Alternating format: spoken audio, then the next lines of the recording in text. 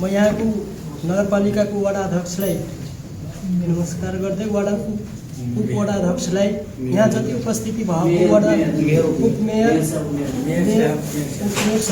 यहाँ जति उपस्थिति भएको वडा अध्यक्ष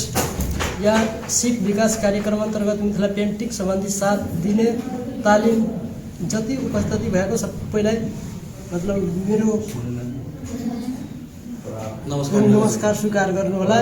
यहाँ उपस्थिति भएको मेरो गुरुवर्ग विनोद कुमार यादव उहाँलाई पनि कोटी कोटी नमन म गर्दैछु कि यहाँसम्म मलाई पुर्याउनु भएकोमा उहाँको धेरै हात छ। आज भोलि हाम्रो गाउँघरमा कि मतलब कतिपय विद्यार्थीहरू मतलब सबै थोक पाएर जस्तै सबै थोक उसले पाइरहेको छ कपी किताब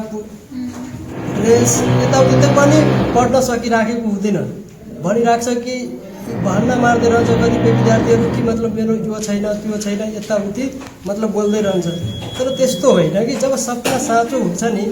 त्यो मतलब आफू पनि चाहे जहाँ मतलब काम गरेर जे गर्नु परोस् जेमा काम गर्नु पर्छ चाहे बिल्डिङमा होटलमा यताउति जब सपना साँचो छ नि आफ्नो आमा बुवाको आफ्नो गुरुको नाम यदि रोशन गर्नु छ नि त मतलब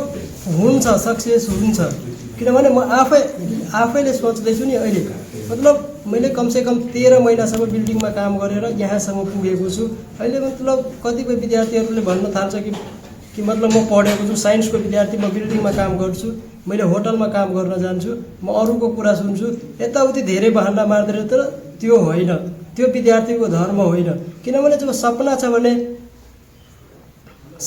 भने नि मतलब त्यसलाई सक्सेस गर्नुपर्छ। त्यसलाई जसरी भए पनि चाहे भिख मागेर होस् जे मागेर होस्